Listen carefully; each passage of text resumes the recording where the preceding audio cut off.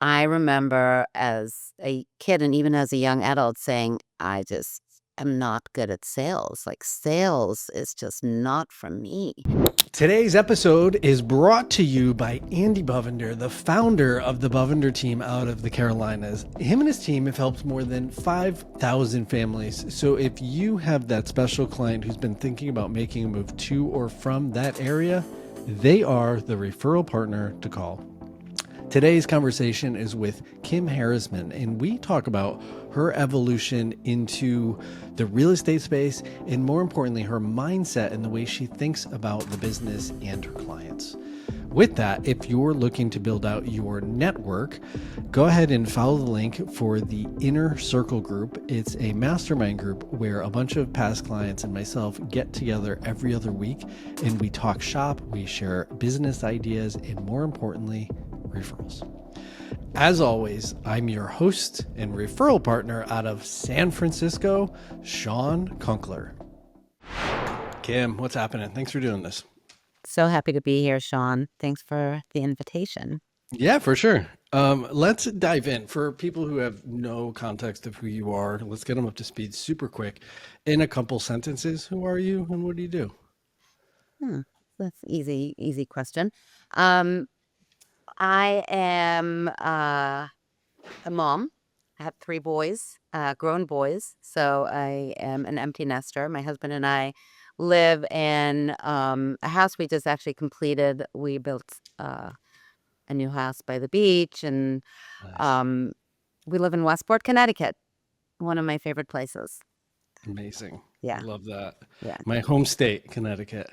You'll have to give me some guidance. Our youngest is actually heading off to college in a month. Oh, And so wow. we're super bummed. But he's actually, surprisingly, he's going to your coast. He's going to be going in upstate New York. Really?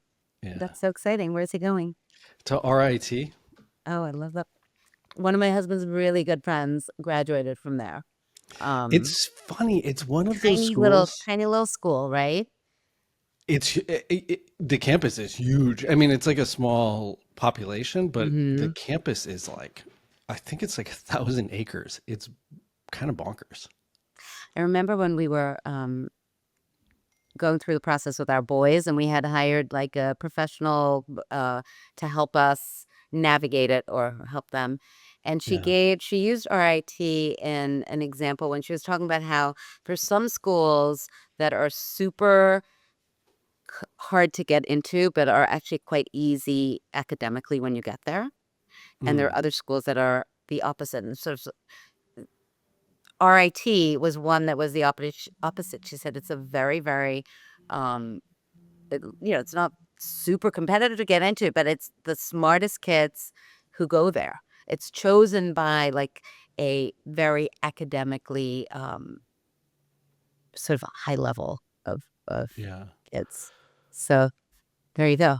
Yeah, and I actually think what's cool and unique about that school in particular is it's very fitting to our businesses, but it's very left and right brain simultaneously. Like they have a phenomenal mechanical engineer program, but they also have a phenomenal photography program. Yeah.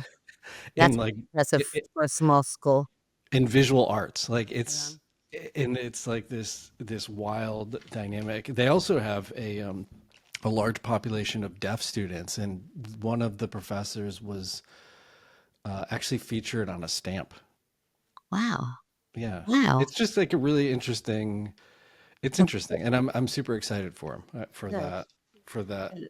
That's awesome. My next kids went version. to the large public state sort of like rah-rah football schools. We had 2 at Texas and 1 at Michigan. Oh, amazing, They're nice. almost as different from RIT as you can get, probably. Uh, yeah, which I think is cool, and I didn't realize this is the schools they have very different signatures, Yeah. and it's cool. Both of the boys really picked schools that fit their personalities It's great. exceptionally well, and so That is so and good. it's not dissimilar from this business because I'm a firm believer of who you surround who you surround yourself with is ultimately who you become, and then that network like in our business, that's our bread and butter right there. I agree. I totally agree with that. Um, yeah, and who you surround yourself with, in and out of business, um, plays such a big role in sort of how your life ends up, being. I mean, I think that in my old age, I realized that, yeah, I want to surround myself with people who are um, a positive influence. Negative energy is just no longer something I have any patience for. I mean, sometimes we have to, as you and I know, we have to deal with it. Um, from time to time with clients, but you should never have to deal with it from friends, right? Or It's true. colleagues or friends, or and we have to keep the energy positive Yeah, as much as yeah. possible. And I I think, agree. I think the closer, like we have our sphere of influence, but the closer we get to the center, which is ultimately closer to us, the more protective we need to be yeah, to to maintain that. yeah, Because it's I remember hearing years ago, if you have a glass of water and somebody puts a pinch of sugar in your water, it's fine. But if they put a pinch of cyanide in, you're dead. And it's just a little pinch. And it's you just got to be so protective of that glass of water. I love that. I'm Yeah. going to use that. Um yeah, it's funny. I very much like my close friends. Like, I want people to shoot it straight. I'm still an East Coaster. Like I expect a little sarcasm and I expect a little like I do love that about the East Coast because I came from, the West Coast, or I actually came from South Africa, but that's a whole different story. wow. One of the things that for me, being I started in New York and now I'm in Westport, being on the East Coast feels like I'm with my people for whatever reason. Yeah. My personality is more well suited to, you know, open honesty and not like sugary sweet like fakeness. It's just a stereotype, I know, but I feel like I found my people. When I moved to the East Coast, what people say all the time, like, how could you leave La Jolla? I'm like, love La Jolla, but I found my people when I Yeah. came east. Yeah, it's funny. It's like anytime I just need to hear it like dead on, I'll call my sister. Mhm. And she'll just like I'll be like, "Hey Vic, I really need your opinion." And she's like, "Do you really want my opinion?" And I'm like, "Oh shit, buckle up, here it comes." And I'm like, "Yeah, I want your opinion." And it's like she Yeah. will just She laid out there. she'll lay it out, and it's like, "All right, I got it, heard. Like let's move It- on." it- And I'm very much wired like that, and I had to really tone down my style out here. But I do think one thing I say to all my clients when I sit down with them, especially for the first time, listen, my goal is your goal, and I'm going to tell you exactly how it is. I will be nice about it, but I am going to tell you, I'm going to be upfront and honest about the truth so you can form the best decision. And if that's not the person you want, I'm not your person. Yeah. Yeah. I think everybody should want that. But anyway, You would think. yeah. You Yeah. would think. You are. But the big reason I wanted to sit down with you today, I love your evolution of, and I didn't know you actually lived in South Africa. That's incredibly cool. But I know you came from corporate, high pressure, high stakes, and then you made the decision to be a stay at home mom for a lot of years, and then you made the decision to get into real estate, which are each of those are very significant decisions, and they all require a very uniquely different set of skills. And so, if we can kind of rewind in kind of, can you get me up to speed? You were with your corporate America. What was that? Have you been completely neglecting your newsletter, social media, or any of your outbound marketing? If so, I have a solution for you. With little to no commitment, a virtual assistant can jump in and help you in those areas you just don't have the time for. For more information about hiring a virtual assistant, go ahead and follow the link in the description below. So actually, I kind of fell into it when I graduated from college. I went to UC Berkeley, and I didn't know that. yeah, so I know your neck of the woods very, very Yeah, well. Cielo, my I my actually lived in partner. San Francisco for 6 months or so. Did I know this? I don't think I knew Maybe this. we forgot to cover that. That's Um, Cielo went to Berkeley, by the way. oh, that's so funny. Yeah. That's so funny. Well, yeah, I went to Berkeley, graduated in 90, and pretty much, the majority of people I knew were moving to San Francisco.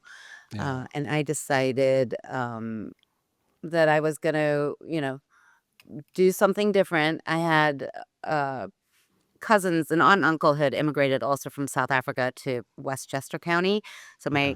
I had people, and decided to go to New York City, which what I assumed would be for a year or two as an experience. I had no job. I ended up getting connected with sort of a lifelong mentor who gave me a job right before it was the Gulf War. And he Oh, said, "You're too smart for this job." And I said, "I don't care. If I don't have a job, I'm going to have to go back home. yeah. I can't stay here." And so he ended up hiring me at a brokerage firm called Firm and Sells, Mm. which no longer exists, but he became a mentor. And then when he left to start an investment advisory firm, he sort of placed me at Bear Stearns, where I was Wow. on the equity uh, trading floor. And so I I was there for a year, and then he brought me on as a partner. He and his partner brought me on as their third partner, and um, I was sort of wearing all these hats at a startup investment advisory firm, and I was there until I had my first kid. Holy shit. Um, Oh, see, and you're no stranger to high pressure, high stakes. Yeah, I remember one specific, so they were slightly older than I was, and they we needed a lot of licenses for this Yeah. business that they were setting up. And I was like the get the license person. I was like, "Go take this test, go take that test because we need that license." And I remember taking in finance there's a lot of just just licensing. We have a license to be a real estate agent. We needed to get the commodities license for some product that we were selling, and here I am. I'm like a 25-year-old, decently good student, and he's like, you just need a 70. Just go get the license. So, and then I got my test back, and I got like a 99 on it. He's like, "You idiot! You're studying too hard." I'm like, "Well, I needed. I mean, I don't get." Swing "You for the idiot," fences. he Good job. said. You spent too much time on that." And I was like, "Oh, sorry." But yeah, so I did that, and I honestly did love it. Yeah. Um, Ended up marrying somebody who was in the investment banking industry, and I came from a pretty what do we like a old-fashioned family, I guess is the best way to say it. My mom was a stay-at-home mom. I Mm. had a brother and a sister. We grew up in South Africa, and I think that my my feeling was that if my husband was working this high-pressure job, Mm. somebody in the family needed to be sort of um, available. And so I became that person, and it was uh, it was great. It was great. We moved to Connecticut after we had our third son. I got super involved in the community, which actually ended up boding well for me in real estate, right? I was on the Yeah. board of the playhouse, the you know, theater in town, and I was very involved in the library, and I was involved in all kinds of Jewish organizations, and Yeah. my husband's Israeli, pro-Israel stuff. And from that perspective, when I decided to go back to work, I had a really great network of people Yeah. in the community, which is, as you know, like kind of everything. Literally. Yeah. I mean, that's the very opening of our conversation of just how incredibly important having, I mean, even your first job was, Yeah. it parlayed from knowing somebody. Yeah, exactly. It's, it's, That works. I didn't realize it until much later in life, but it's not what you know, it's who you know. Exactly. It's so much of our It's who life. you know, and it's who you are, I think. I think that's the one thing I learn more and more because, um, in our industry, maybe we make it look too easy because a lot of people think all you need to do is just know people. And, while obviously that's important, Yeah. you also have to be the, the person that those people go to because for whatever reason they think you have something um to offer, right? You're Yeah. smart, you've been whatever it is. I mean, there's something you have to be the agent that they choose because almost without exception everybody knows multiple realtors. Oh, 100%. You can throw a rock and hit a realtor. Like it's not a big deal. Exactly. So just getting your license doesn't quite cut it. And there are a lot of people I know who get quite, really insulted when their friends don't necessarily choose them um, to represent them in real estate. Hey, real estate pros, be honest. You know you should be using video, but maybe you feel awkward, don't have the time, or just aren't seeing the results. This is where Kim Rittberg's Video Bootcamp comes in. This live coaching program helps agents create high quality videos quickly and confidently, resulting in leads and clients. Her students have seen results. One landed 3 new clients directly from social media, and others brought in millions of dollars in closed sales. Spots are limited, and to apply now, follow the link in the description below.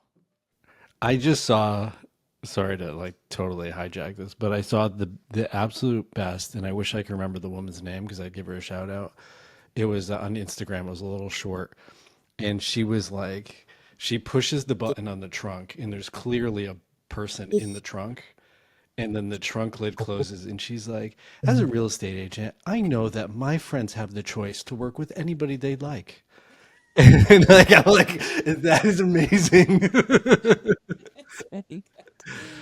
That is really good. But Yeah. I mean, I think you and I are in very high expensive markets, and not only do they have to choose you, but there's has to be a level of trust and integrity because client A referring client B, we're talking about finance, and they want to know that you're not going to share anything with that other person who's their friend because finance is always and always will be a taboo topic that no one wants anybody to know about. And so we hold a lot of information about a lot of people that we just, you have to have this level of integrity that gets communicated out because otherwise your business will implode.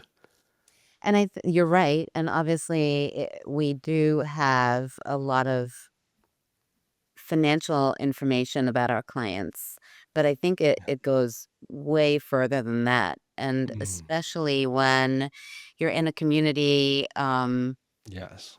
like Westport, which is, it's not a small town, but with 27,000 people, there's a lot of overlap.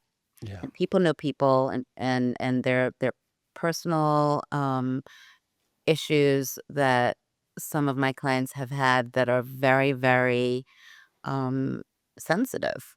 Yeah. And I think it's important to, have that. professionalism, even with your friends and family. I agree. And, I've had all of that. And I think, I really, really pride myself on treating everybody, friends, family, strangers, the same, Yeah. in terms of just,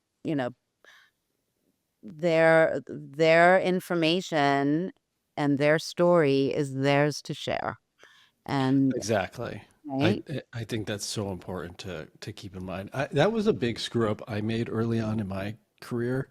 Was I would One of my good friends came to me to buy a property, and I treated him differently than I treated everybody else. Mm-hmm. And because I didn't put him through that same process, Mm-hmm. he didn't have the same experience that all my other clients have.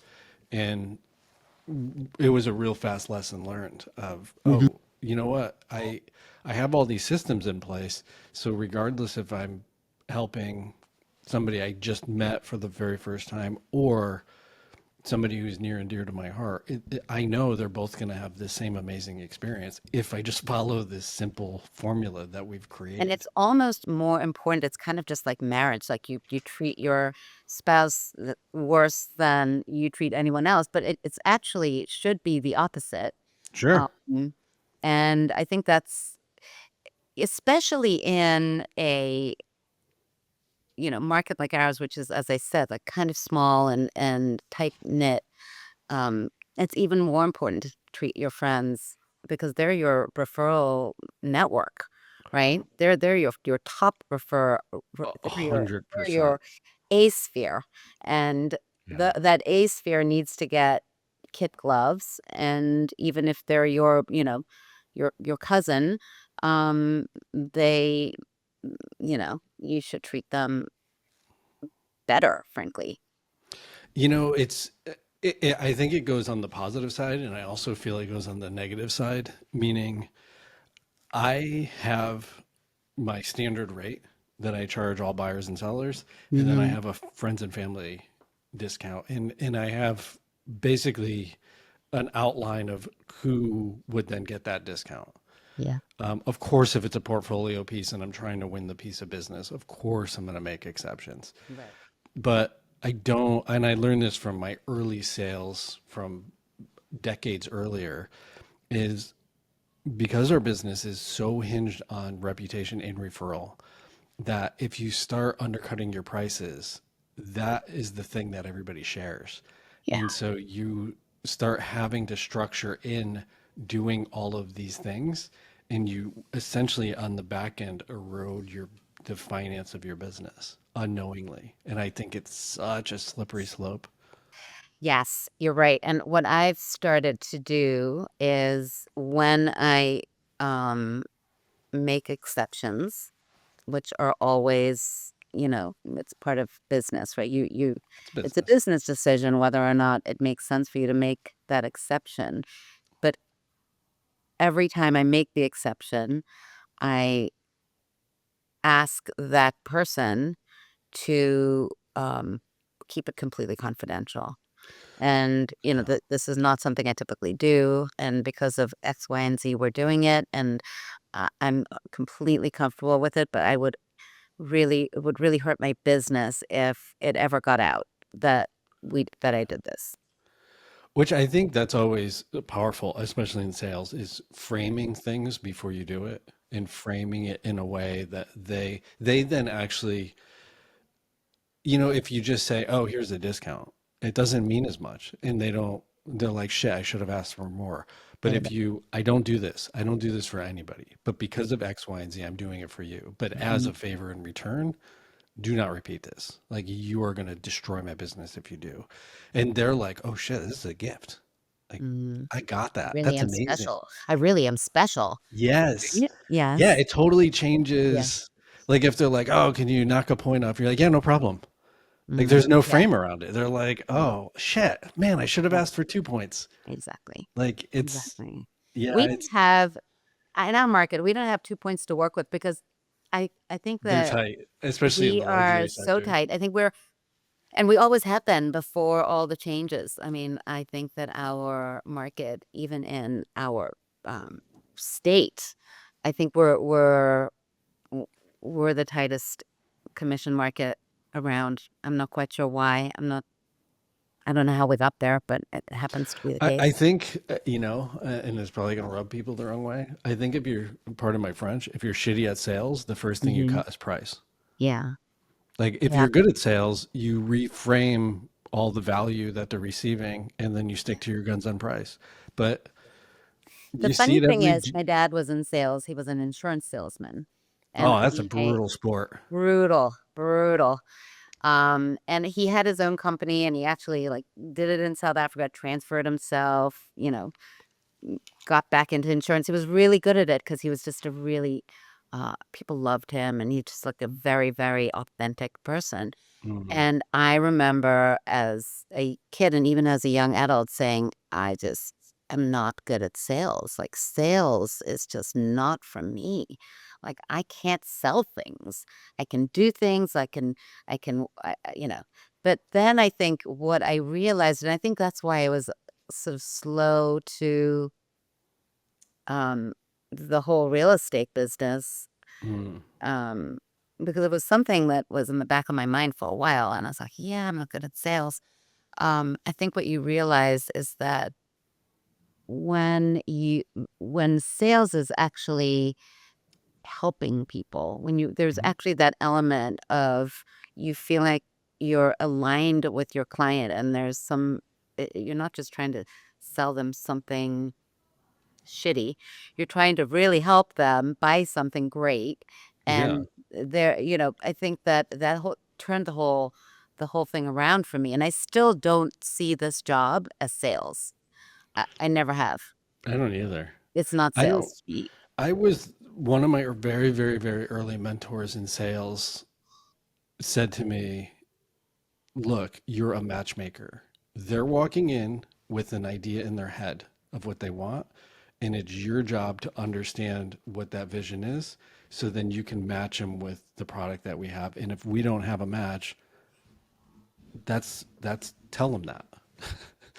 And And I I think even on top of that, I agree with that. I think there's also, and I think this is where sort of experience and knowledge comes in, but it's also a process of educating Mhm. your buyer or seller on what's sort of important, well, how to structure it and what the nuances are of the property in question, right? I mean, Yeah, we have so many zoning and um conservation nuances, and there's just, yeah, flooding and FEMA compliancy in our neighborhood, and um you know density. There's so many things to consider that I think are specific to you know each particular location, and that's why I for like to sure. say, I'm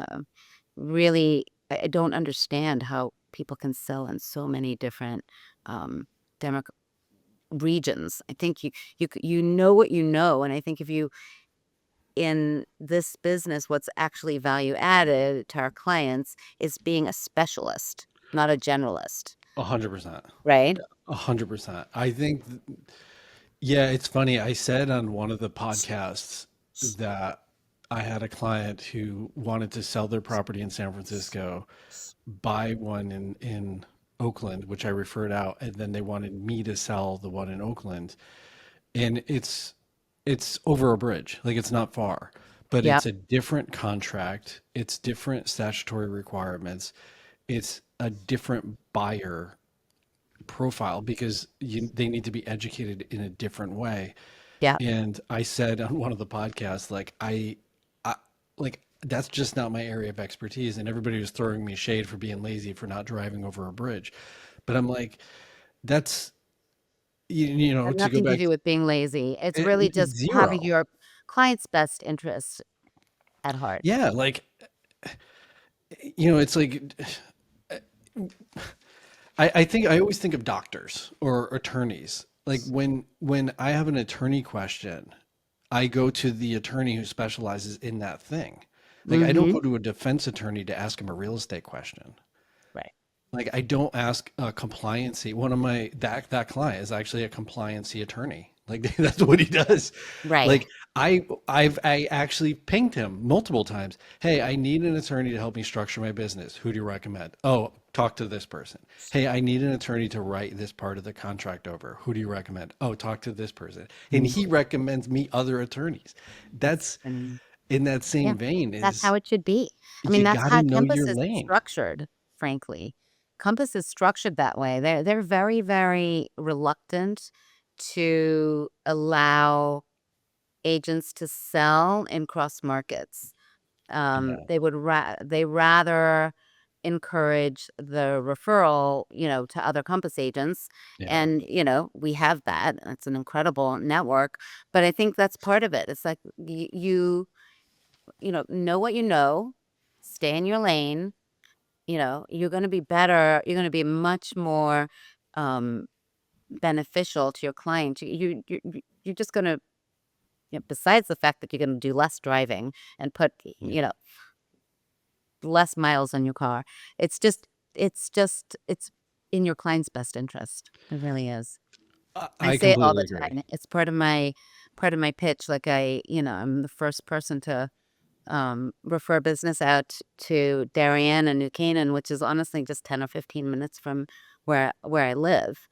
But Yeah. they have their own way of doing things, and we have specialists in those areas who know what they're doing. You're preaching to the choir.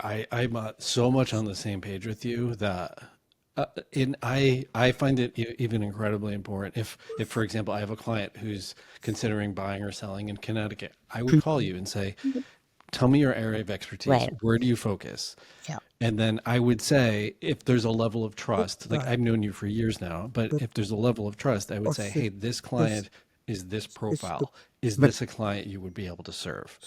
And you kind of always know when somebody's like, yeah, no, yeah, no, I can totally do it. And you're like, no, you can't. Yeah. Yeah. Exactly. Exactly. And oftentimes what I'll say to people like you who call, and, Connecticut is a small-ish state, but it's still pretty big. I'll say, no, Yeah. I don't sell in that region, but I do know somebody who does. And here Yeah. you go. Right. So you just be a problem solver. It's funny, this podcast. So I've been doing the podcast for almost 2.5 years. The number one email and text I get is, hey, I'm out of Texas. I need an agent in Chicago. Who do you recommend? Oh, that's People so come to interesting. me as the connector. It's That is so wild. interesting. And why? Why do you think that is? Because through the podcast you've developed a huge network of agents, Yeah, and you actually massive, know that, and you spend massive an hour network. speaking to them. I spend way more than like I like you and I. We text, we chat, we trade Yeah. emails, and then I Yeah. sit with you for an hour. I learn a lot about people in an hour. Like I Yeah. can. It's funny. I was talking to Cielo this morning as we were having coffee, and I was like, I'm to the point now, partly because of age, partly from doing sales for 2 decades, partly from sitting down with a couple hundred guests at this point, is I can read somebody instantly. I can sit down with an agent. I can sit down with an agent who booked a podcast, and before they even start talking, I can tell you about their whole business and how they view it just by them going through the process of booking with me. And then the second they talk, it's wild. That's so interesting. Explain how. I don't know. It's kind of like Like, you've do it been, with me. Like, what did I do, and how did that you know, impact? I mean, I know we've spoken a lot at a couple of the retreats, so yeah. we already had Yeah, a so connection. that's kind of a cheat. I have an idea, but you're a high D personality, you're a high driver. You just get shit done. If you set your mind out to take a test, you're getting a 99. Like that's very Yeah. much your profile. I would say you're also secondary high I, so you're highly involved, like networking, connecting dots. And so And I would imagine, based on what you shared with your husband, your husband's probably a high C, but he probably has a high D, which means he's like very financial analytical, but he's the type of guy who he doesn't want you to give him the summary of the information. And this is funny because I've never met him just based on what you said, but he wants the summary You're pretty good right now. of the I'm proud of summary. you. He wants the summary of the information, but he doesn't want your opinion of the information. He wants to form it himself. And then once he forms a decision, it's like he just same as you. Yeah. It's like the foot's on the gas, and you guys are hauling ass to that thing together. He's much more I would say he's much more focused on the minutia, and Hmm. I'm much more of a sort of Big thinker. big thinker. Yeah. Yeah. Yeah. And Strategist. yes, he's definitely got that financial mind where likes to dig in, Yeah. and I'm less that way. And I don't know Yeah. if I'm less that way because he is more that way. I wonder sometimes if I had been sometimes I wonder if you spend too much time with somebody who's something, if that sort of like affects the evolution of how you end up being like a balancing act. I think, like CLO, for example, she's highly creative and very she's a user experience designer, and she Yes. leads a pretty significant team for a large company that everybody knows of. And so she definitely makes me think of things very differently from a different perspective. But I think to your question about personalities is I think we do more for our personalities. In the I can't remember. I think it was like the Romans said that we have like 147 personalities. And you have a different personality with one son than you do with the other son. And then you have a different mom personality when it's all three sons. And then you have a different personality when it's your son and your mom with you. And so we constantly are morphing, if you will. Yeah. But I think you do and you can, and we've all done it for different clients. You kind of become a little bit more of what they need. But I liken that to it's like getting something off of the top shelf. Sure, you can stand on your tippy toes and do it, but if you do it too long, your legs are going to get fatigued.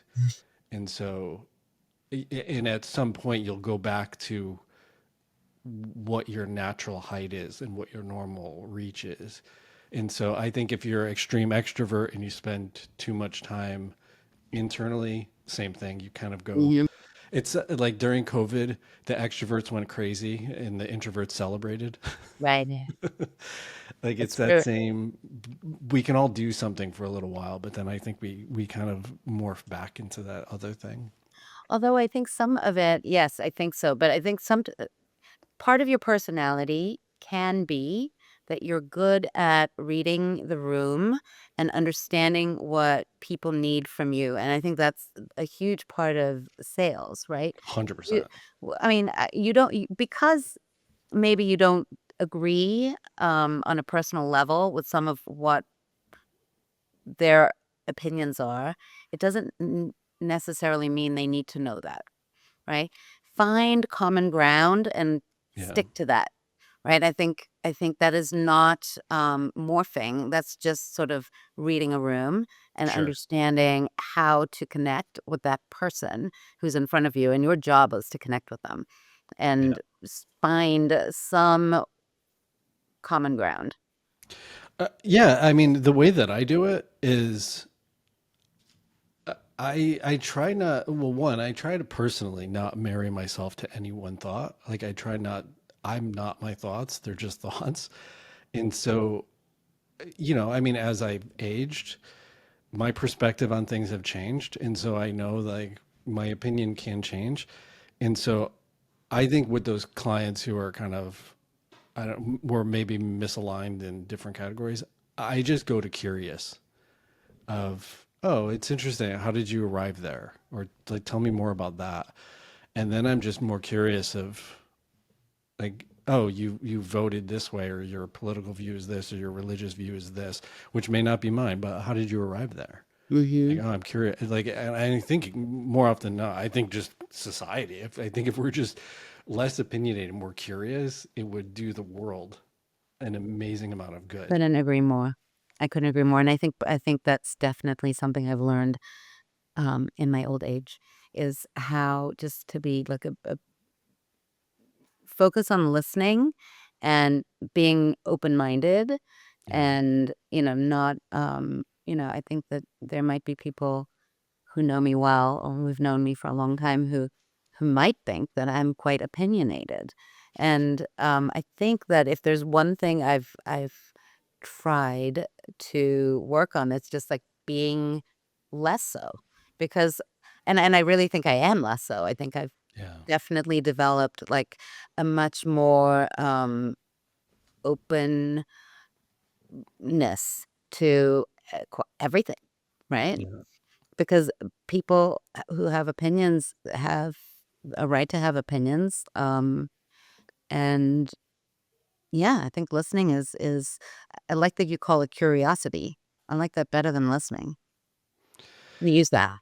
Yeah. I mean, I think it's, I mean, I'm even my closest friends, like we have different views on stuff.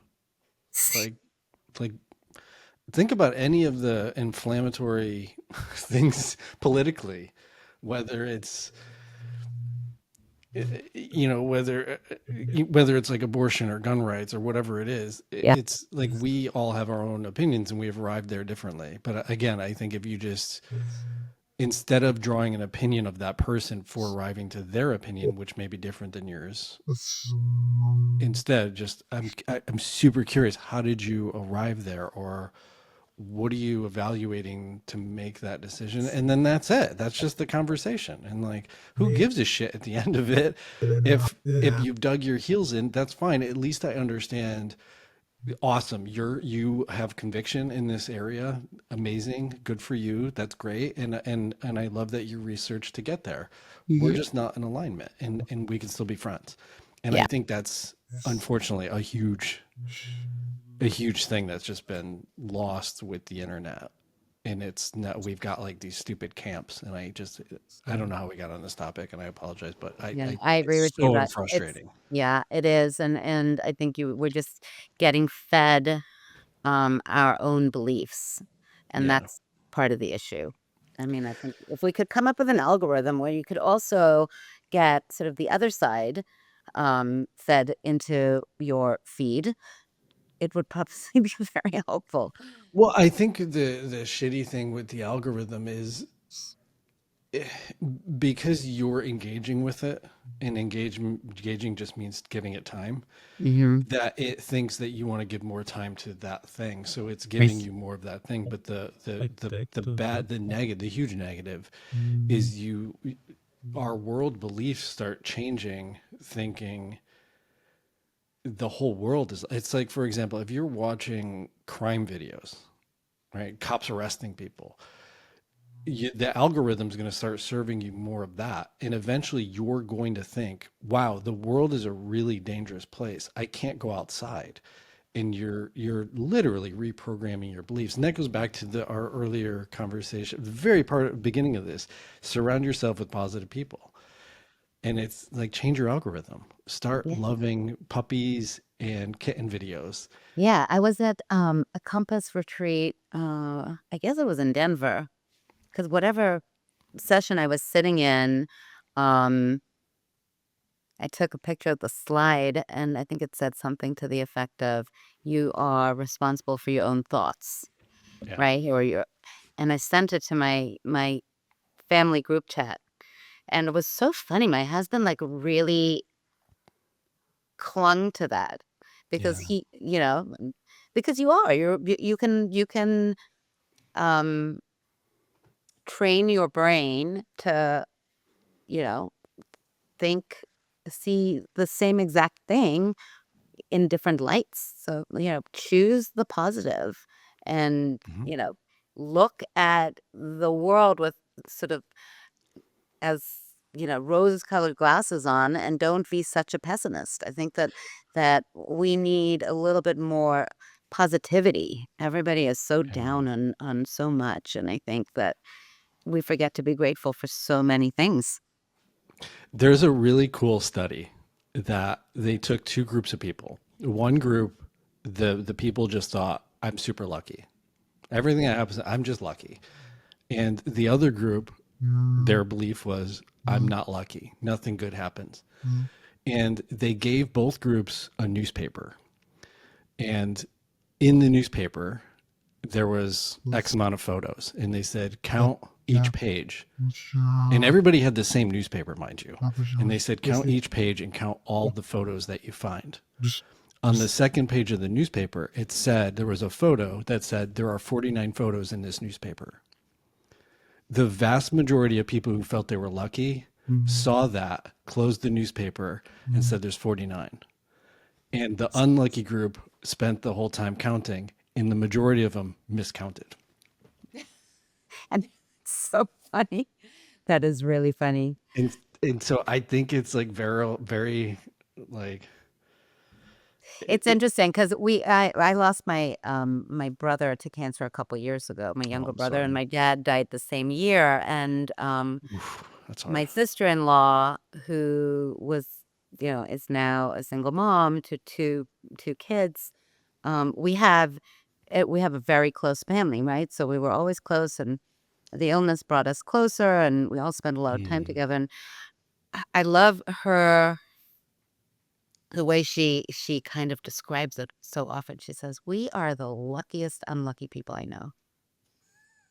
Right? Because we are. We have so much to be grateful for. mm, And my mom says this all the time too, and it's so funny. Right after my brother died, and she said, "We're so lucky because," and I was like, "Mom, I love you for saying that, but we're not that lucky right now. We're not that lucky. Nothing is lucky about this situation." yeah. But she still found the positive, and whatever it was that she was feeling grateful for, she's like, "Aren't we lucky?" And I'm like, Yeah. "Well, right now, I'm not feeling that lucky." When my mom passed last year, I had a very similar dueling like emotions that were completely opposite. Like obviously sad and mourning, but then also really grateful and not lucky, but and not happy, but almost like relieved that my mom was no longer suffering and in pain. And it's like, and so there is, as hard as it is to find in those worst of moments, if you can just find that thing to be grateful for. Mhm. And it's, when you lose somebody, the gratefulness is one of my dear friends lost his father and shared with me. That really helped. He said, equal and proportionate to the pain that you're feeling is the love that you've received from them through the years. And almost, it was such a mind shift of, we'll bring on that pain because that's the measurement of how much love I've received from them. And so I think, if we just step back and sometimes just, it's the reframe. Is we do this with clients all the time. We reframe what something could potentially mean. I just watched a video this morning that the same physiological triggers, the series of things that you feel, are exactly the same as anxiety, as excitement. The only difference is what you've assigned the definition to be. Yeah, yeah. That my mom used to say that. What was her line was, um, yeah, nervous is excited, or nervous and excitement are the same thing. You know, Yeah. if you weren't a little nervous, it's sort of an indication that you don't really care, which is worse. Yeah. Right? Which is kind of worse. Um, yeah, it's definitely interesting to, and you look around you, and people in your life, and people who are sort of suffering and people who are living. And, it's just an interesting to just see how different ways of internalizing the same sort of types of experience can Yeah. just change a person. I'm so proud of my sister-in-law because she and her kids are thriving, and it's they just are choosing life and choosing Yeah. to move forward. And I know that my brother would be so proud of them for that. And I think that at a certain point, there's you don't have an option. You don't. You can wallow in sadness, or you can just sort of you know keep those memories alive and move forward, because that's what your loved one, whoever it is that's no longer there, would want. 100%. That's what you would want. That's what I would want. Like Yes, that's like you don't you'd be want so your proud with them. family to be in pain and misery. You'd want them to No, move on and find the joy in absolutely. the little Find the stuff again. joy. Find the Um, joy. it's relating it to real estate. There's 2.5 million agents in the U.S. 1.7 last year. 1.7 million did zero sales, Yeah. and we're all in the same market, which is wild, right? And so in a downturned or a challenging, tricky market, the good agents say, "There's an opportunity here. I just have to go find the right buyers and sellers."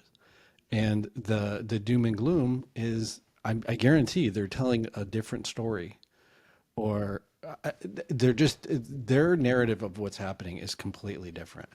One of my mentors, she when I very first got into business, she said when she got into business, she's like every morning I would open my eyes and I would lay in bed and smile and say out loud, "Today, a buyer or seller is going to think about making a move, and it's my duty to go find them."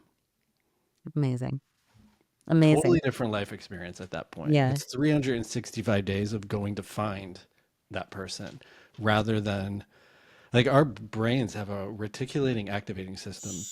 It's the same part of your brain. Like if you go and buy a red car and you drive it off the lot and then all of a sudden you see every car on the street is red, that's that part of your brain being activated. Yes.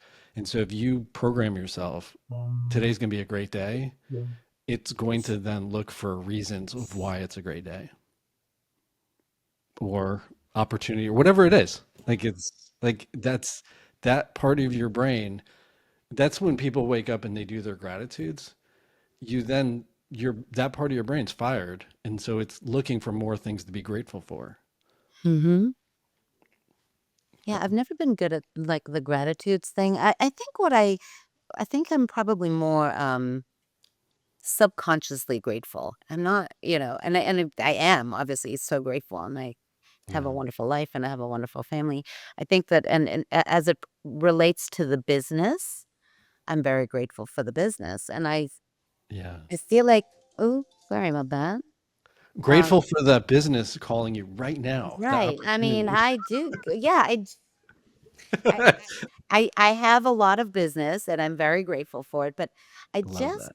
recently, maybe in like the last couple of years, started feeling like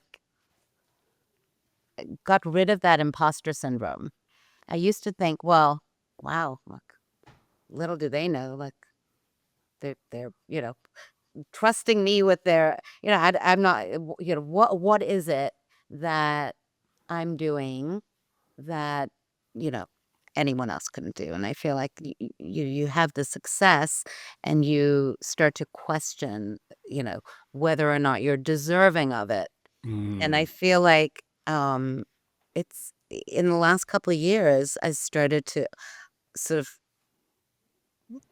maybe respect myself more, understand that I'm actually providing something yeah, of value. And it's not just a transactional, it's not that just because, they picked up the phone and called me. I think yeah. that you know, the goal is that your clients, end the transaction, and they would refer you to their friends and family because they had a positive experience. I I'm super bummed for starters that we're actually at time, but this I would love to actually have you back on and talk about this because Yeah. it's so curious to me that you exude this level of this can-do attitude, but yet have felt that. And it's curious to me because it, it's not what's perceived. And You say that to me all the time, right? I seem, you know, I present as a very confident person, and I am a confident person, right? But yeah, it doesn't mean that you avoid all of the normal feelings that other people have, for right? sure. And Yeah, I think that's sometimes what makes you more approachable and more normal is that, you can own the fact that, yeah, I, you know, I have the same thoughts and insecurities as the next person. Um, right? And that I think that almost makes you more relatable to people yeah. because nobody really Interesting. wants to be friends with someone who's just, got it all together. Well, it's true. There's a very, very, very like feather line between confident and cocky. Yeah. And it's like, it's such a blurred, so quickly we can flip into something else. But I would say the confident person can realize their weakness and not realize that weakness is defining them. It just is. And it's also equally fascinating that that's your All perspective. fascinating. I It's love all it. fascinating. Kim, this was I had no idea this was the direction of the conversation, but it Yeah. was so fun and I thoroughly enjoyed it. So I appreciate you and your time. Thank you. Yeah, it's been great. Thanks, Sean, and I'll see you soon. I'll see you soon. All And right. that Thanks so is much. Bye.